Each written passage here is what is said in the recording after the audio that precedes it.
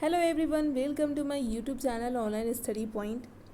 Last videos में हम लोगों ने देखा था state succession international law and आज हम देखेंगे burning topic uniform civil code. Recently government के कुछ new rules, I mean not a rules but governments जो है वो पब्लिक व्यू जानना चाहती हैं एंड कुछ ऐसे यूनिफॉर्म सिविल कोड के बारे में। 21st लॉ कमीशन ये बोला था कि यूनिफॉर्मिटी के लिए मीन्स कुछ ऐसे लीगल जो है वो यूनिफॉर्मिटी होना ज़रूरी नहीं है and that effort have to be made to reconcile our diversity with universal and indisputable arguments on human rights. तो 21st लॉ कमीशन का ये कहना था, but according to 22nd law commission of India decided again to solicit views and ideas of public at a large and recognized religious organisation about uniform civil code. तो ये बोला गया कि अभी जो है वो रिलीजियस मतलब जो भी लोग हैं, जो भी ऑर्गेनाइजेशन है, उसकी व्यू जानना चाहती है गवर्नमेंट एंड इसके लिए गवर्नमेंट ने कुछ ऐसे लिंक भी प्रोवाइड किए हैं एंड मेल आईडी भी, जिस पे पब्लिक अपना व्यू दे सकती है विद इन 30 डेज़, 30 दिन के अंदर। अब हम जानेंगे कि यूनिफॉर्म सिविल कोड क्या होता है। A uniform civil code is one that would provide for one law for the entire country and applicable to all religious communities. Means एक ऐसा लॉ जो सारे कम्युनिटी के लिए हो, पूरे कंट्री में एक ही लॉ हो। तो ऐसा नहीं था कि हमारा जब कॉन्स्टिट्यूशन बना और जो कमिटीज़ बनी उस टाइम में तो उन्होंने यूनिफॉर्म सिविल कोड के बारे में नहीं सोचा। ऐसा बिल्कुल नहीं है, क्योंकि डॉक्टर BR अम्बेडकर और नेहरू जी का मानना था, वो दोनों यूनिफॉर्म सिविल कोड के फेवर में सोचते थे। वो चाहते थे कि ऐसा कोड बने, बट कुछ रिलीजियस ग्रुप के कारण ऐसा बन नहीं पाया, क्योंकि उस टाइम में UCC इम्प्लीमेंट होना भी उतना थोड़ा प्रॉब्लम होता एंड सारे लोग अग्री नहीं थे और कुछ लोग तो समझ भी नहीं पाते कि है क्या। तो इसलिए, और ऐसा भी नहीं है कि इसके बारे में कहीं बात नहीं किया गया है। Article 44 of DPSP talks about the uniform civil code, but we all know, but हम सब जानते हैं कि fundamental rights are enforceable but DPSP is not enforceable, means non justiciable. तो फंडामेंटल राइट्स को तो मीन्स वो तो ठीक है, बहुत सारे फंडामेंटल राइट्स, और ये भी बोला गया कि अगर ये आता है तो हमारे फ्रीडम जो रिलीजन, ये सब कुछ फंडामेंटल राइट्स हमारे वायलेट होंगे। हालांकि ऐसा नहीं, मीन्स ऐसा अगर आए यूनिफॉर्म सिविल कोड आए तो मीन्स एक तरह से लीगल कॉम्प्लिकेसी कम होगी, बट एक तरह से ये राइट वायलेशन का भी उस टाइम में देखा जा रहा था।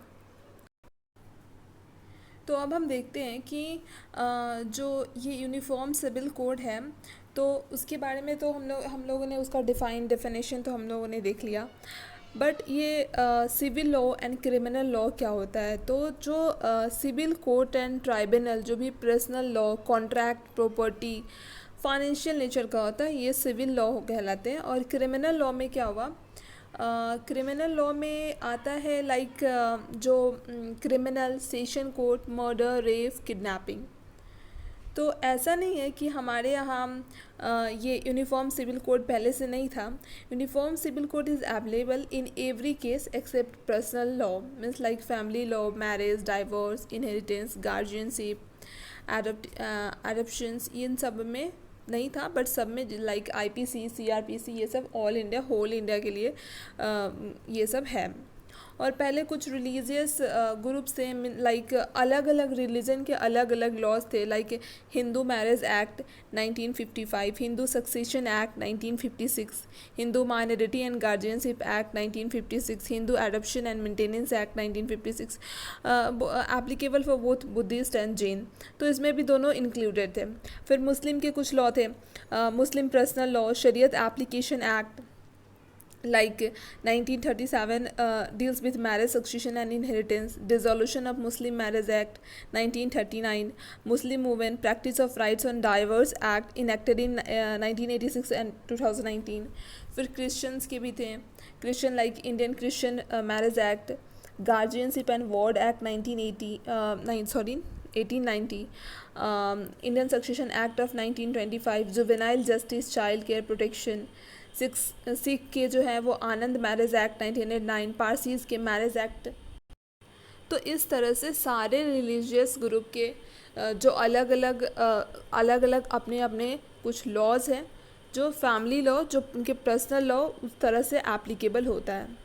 अब हम देखते हैं कि एक्ट एंड कोड में डिफरेंसेस क्या होता है, एक्ट क्या होता है एंड कोड क्या होता है। Bill passed by both house with the ascent of president it becomes act. दोनों हाउस से बिल पास होता है, प्रेसिडेंट का एसेंट होता है, तो वो बन जाता है act. And collection of existing laws means combination of more than one law, एक से ज़्यादा लॉ बन के क्या होता है कि कोड बनता है।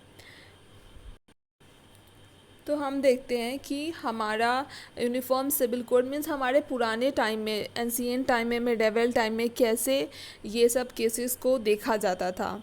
तो एंशिएंट टाइम में श्रुति जो सुनकर, स्मृति, धर्मशास्त्र, मनुस्मृति, फिर दया भागा जो कि मेनली वेस्ट बंगाल में फॉलो किया जाता था। मेनली ये सब caste and gender biased means gender based ही लॉ था। फिर मेडिवल में देखा जाए तो शरीयत लॉ एप्लीकेबल था, लाइक इस्लामिक लॉ। इसमें था कि मर्डर के बदले मर्डर, लाइक सेम पनिशमेंट।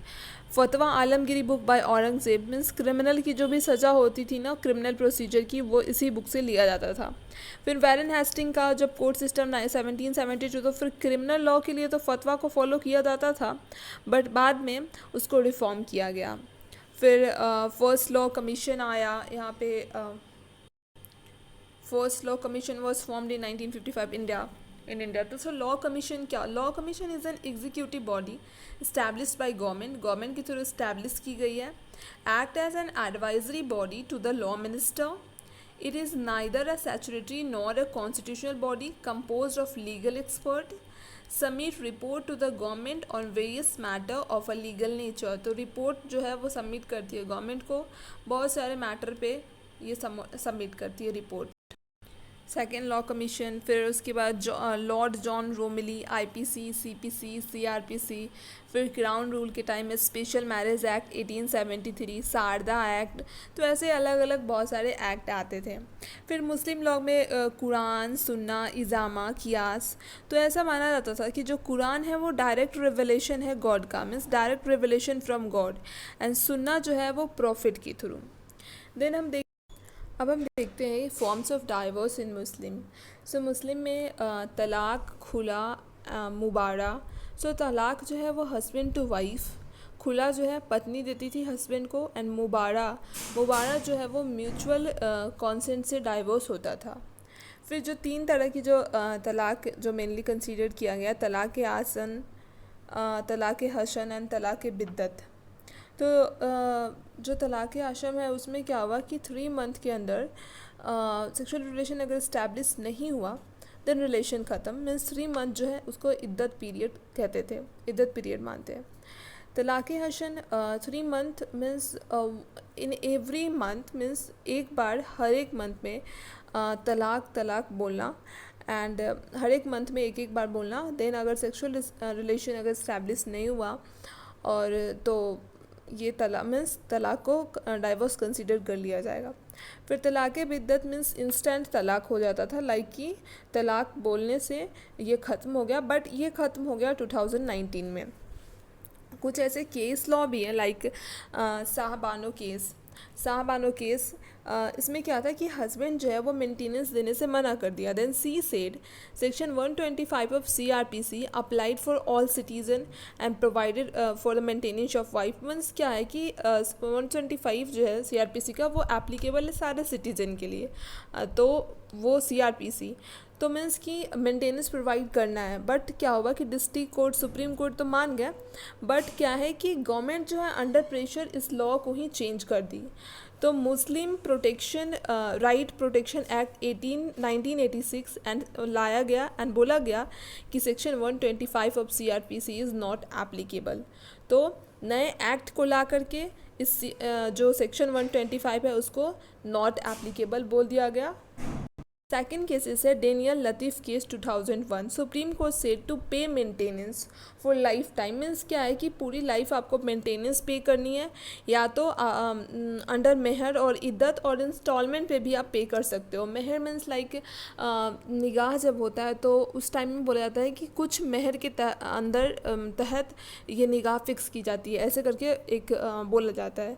तो लाइक कि वो मेहर जो होता है ना वो यही, तो फिर उसको यही जो पे करना है मेंटेनेंस, तो वो पूरी लाइफ टाइम पे करना है, ऐसा डेनियल लतीफ़ केस में बोला गया। फिर उसके बाद है कि एक और केस था मुदगल केस, जिसमें मीना ठाकुर का, तो मीना माथुर का एक्चुअली। सो कास्ट इसमें क्या किया गया है कि कास्ट चेंज कर लिया गया। जो हिंदू थे उन्होंने कास्ट चेंज कर लिया और फिर दोबारा से शादी करने के लिए, बट सुप्रीम कोर्ट बोला कि हिंदू मैरिज एक्ट की शादी जो है वो हिंदू मैरिज से ही ख़त्म होगी। तो इसमें ये फोर्थ केसेस है सायरा बानो केस 2017। तो इसमें सुप्रीम कोर्ट बोला कि निगाह हलाला एंड पॉलीगैमी पार्लियामेंट का लेजिस्लेटिव फंक्शन है, मीन्स उस पर रूल बनाना, बट ये ट्रिपल तलाक को बंद, बट ये क्या है कि हाँ ट्रिपल तलाक को बंद किया।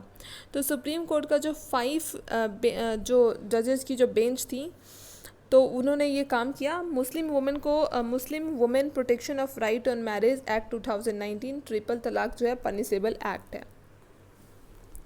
तो ये that's all about the Muslim law, I mean diverse in Muslim.